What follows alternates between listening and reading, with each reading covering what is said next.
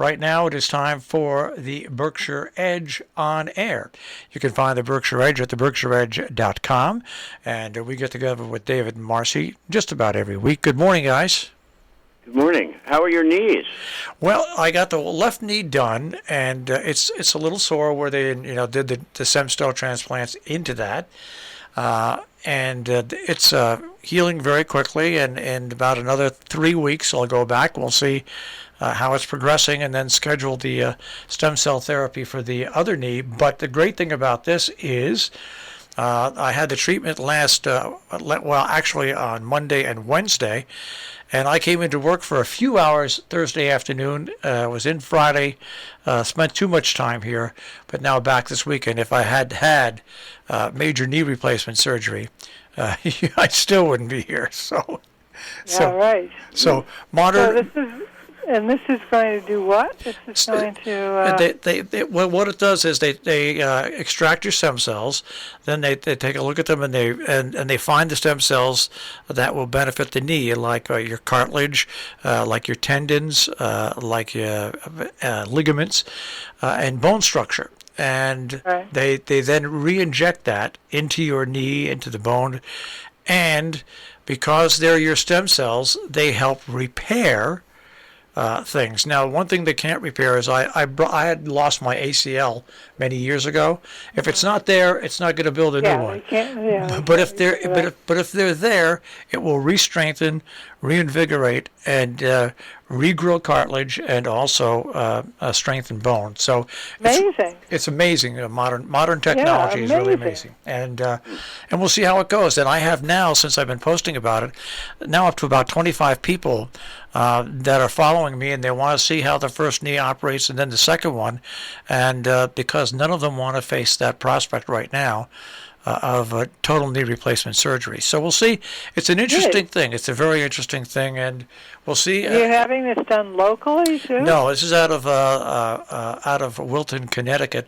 Regenix. Regenix is the company that does the most sophisticated one, and because it's being studied by the FDA, you become part of a case study, and so it's a pretty interesting program. And like I said, there's just no way I could not be here at the station for a month and a half. It wasn't something that was available to me. So, but let's get on to the news out of South County, Massachusetts. Now we've had our medical setup. That's right. I'm the Sanjay Gupta of the Northwest corner. Okay.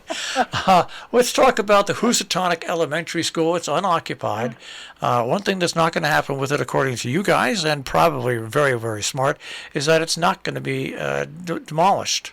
Well, this may seem like a very local story about a local school in a small village, but it actually is a bigger story because all over the country, when regional schools were built, it left these buildings that had been, the center of towns empty. I mean, we have one in Great Barrington that's supposed to be turned into a hotel, but nothing has happened on it. And in the village of Housatonic, which is part of Great Barrington, right in the center of town, there is a school that's been empty for a long time. And since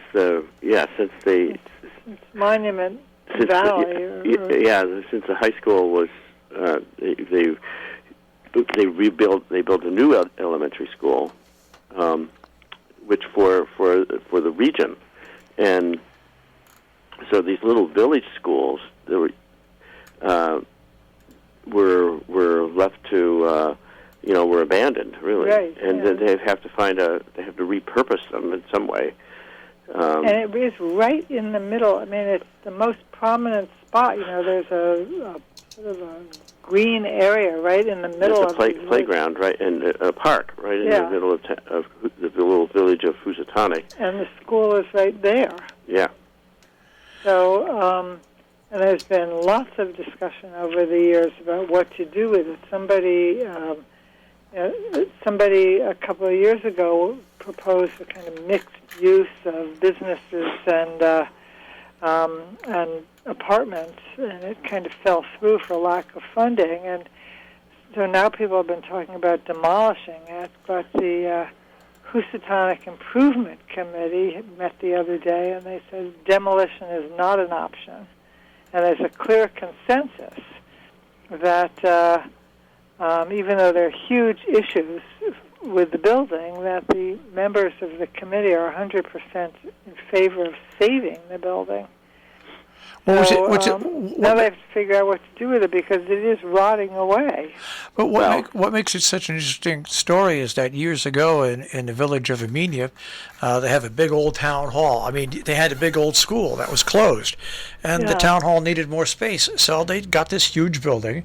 It's got an auditorium in it that they use now for community events. It's got various office space that different nonprofits can use, and town government is housed there. And yes, it was kind of expensive to retrofit it all and keep it there, but what better way to reuse and recycle than to use some of these buildings?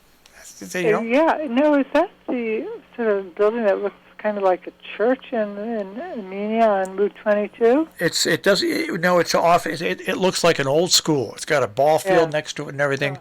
It's a huge building, but it's a way of repurposing something that the town has, and still using it. So that's why I found that. I know there's another big building on Route 22 just south of Hillsdale. Also. That is the old Taconic Hill School. Yes, exactly, and that's empty and has been for sale. At least last time I drove by it, I haven't been there for a while. But sooner or later, the way people are moving up to our area, these buildings will be purchased and apartments. Right. Once it becomes economically viable once again. So that's why it's so important. All right. Speaking about schools, in a way, consolidation. There's a website now up in your neck of the woods. Right. Well, the issue of school consolidation has been. What we're talking about are the two. There are two school districts in southern Berkshire. So there's the Berkshire Hills, which deals with the towns of Stockbridge and Great Barrington and West Stockbridge, and then there's to the south along the Connecticut border. There's another school district, and they've been sort of rivals for many years. Sports rivals. Sports rivals. The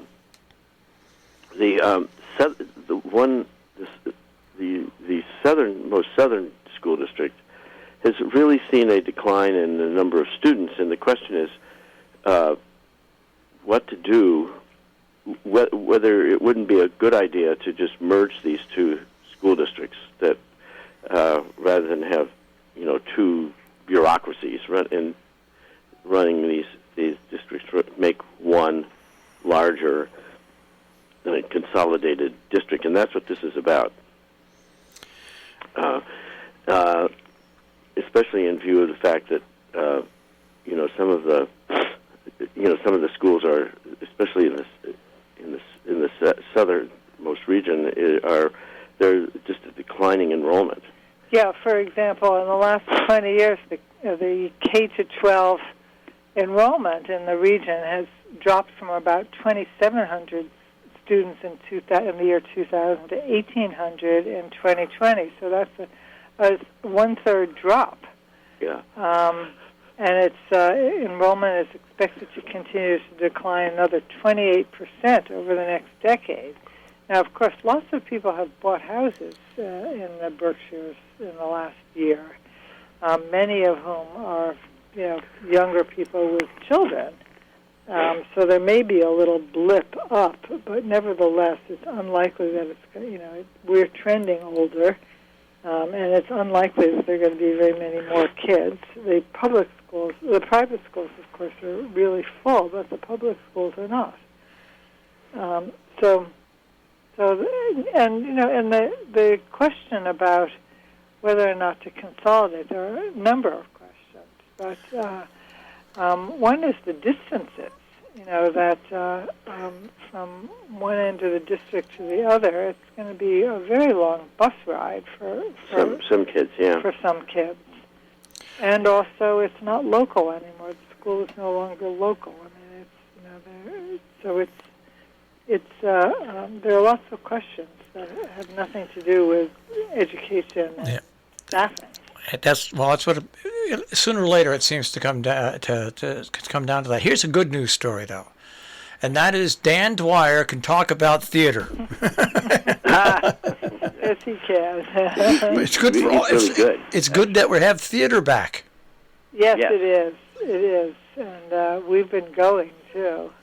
Yeah, Ann Underland is a real talent. So this is, he's writing about a play that's being produced by a new organization called the Great Barrington Public Theater, and it's a play called Mr. Fullerton, and it's about what's her name? Edith Wharton. Wharton in her 40s, after having a kind of socially arranged marriage to Mr. Wharton, who turned out to be mentally deficient or emotionally, deficient. She, in her 40s, she has an affair with Mr. Fullerton, who's a much younger man, and she kind of, becomes alive in a new way for the first time.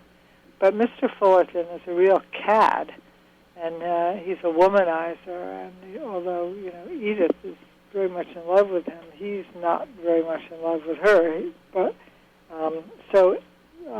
this is a very good little play that has been... and Anne is she's the playwright. Playwright, and she's a local woman who's quite a talent.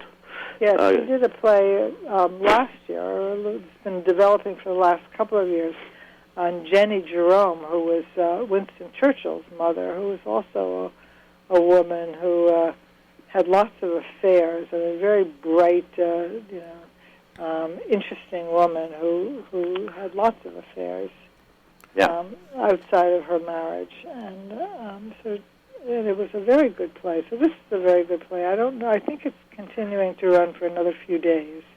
Yeah. It's being performed at Simon's Rock College, at the Daniel Art Center at Simon's Rock. In Great Barrington, It's a lot of fun and very well done. Yep. All right, let's go on to a story that really shook my bones because it just, for some reason, it just doesn't seem right. And the ACLU, who I agree with probably about 70% of the time, but they've waited now on the sign wars which are going on in Lee, and that is that, quite simply, officials, town officials, I guess, have removed lawn signs protesting the PCB dump. Right, and other things. Yeah, this is just the background of this, of course, is the cleanup of the Housatonic River, which runs through Lee and Lenox and Great Barrington, and which had been contaminated for many years with Pyranol oil that was dumped into the river by the General Electric plant up in Pittsfield, and for many years, when it was open and they were making transformers, Pyranol being the insulating fluid for electric transformers you see those huge electric transformers that are on poles, on power poles, and GE just let this carcinogenic fluid, cooling fluid, just flow into the river from its plant in Pittsfield, and it contaminated the river all the way from Pittsfield down into Connecticut, and for many years. And when finally the EPA had said enough and said, you've got to stop this, and GE was forced to clean up much of the most contaminated soil and riverbeds. However, the solution is to dump it all, to bury it in Lee, Massachusetts. Right. And the townspeople are very upset because they know it's going to leach out into their eventually. drinking water. Right. And so there's a huge fight going on in Lee whether or not to sign this agreement and allow this this pit to be, this dump to be created. And so what this is all about is people had lawn signs on private property protesting the agreement, and somehow the town officials felt that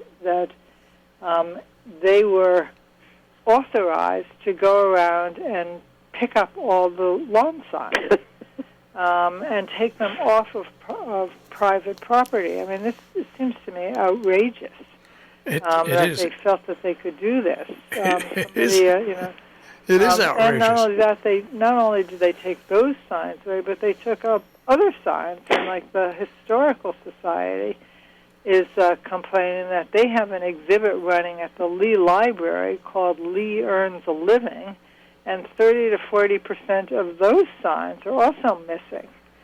They had signs. These are signs you understand on private property. On private property. No, I do understand that. What people should do is they're cheap enough now to get a camera that automatically takes a picture of it, and then once they get a picture of somebody taking the sign, call the police and have them arrested, because there's no way in hell that it's legal for them to go on private property and take those signs. Well, it was the building commissioner, B.J. Church, who removed dozens of lawn signs on private property, many of them expressing disapproval of the board's decision to sign off on this agreement between General Electric and the EPA.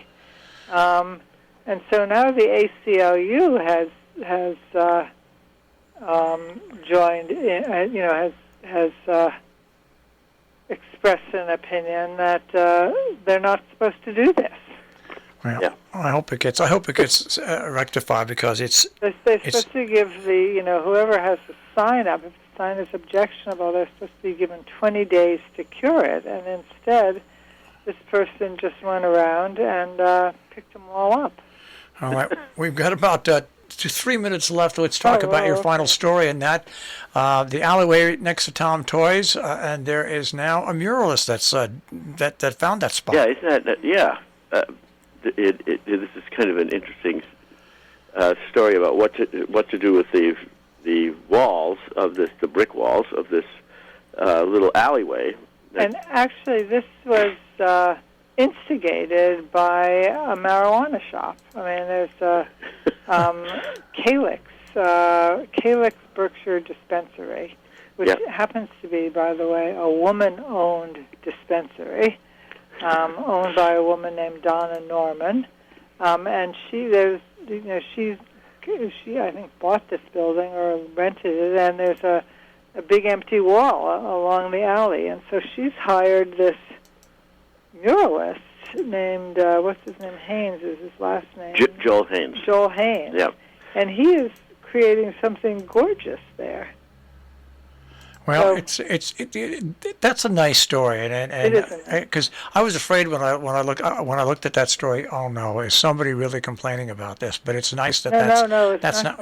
That's the nice thing about it. It's not about that. Well, I do want to add, downtown Great Barrington is really jumping these days, and people should come and visit. We have every weekend. We have this project called Berkshire Busk, which has musicians playing downtown outside for free to the public in various locations all through the town.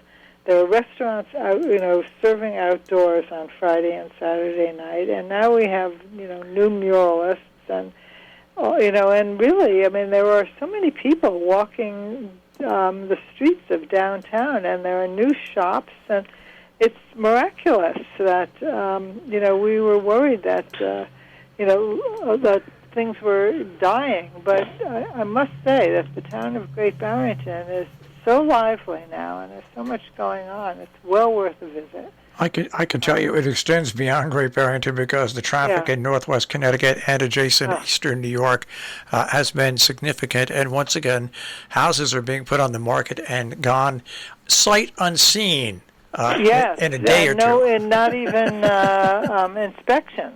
People are waiving inspections just to get the house. So for right now, depending on what happens health-wise with everybody, the region appears to be coming back, and I know businesses really need this late summer and into fall to get through the wintertime after what happened last year. Right. All So right. this is a benefit of the pandemic. a late benefit, but a benefit nonetheless. Yeah, right. Well, these stories and more every day, 24 hours a day at the BerkshireEdge.com, the BerkshireEdge.com. Guys, sorry I missed you last week, but Yeah, well, I'll we warn. hope that it was for a very good reason. And we will warn you in advance when the next one comes up, all right? Yeah, right. Okay. So we can sleep late. Yeah. Okay, guys, take care. Okay. Bye. Bye, Marshall. That is the Berkshire Edge on air on Robin Hood Radio, the BerkshireEdge.com.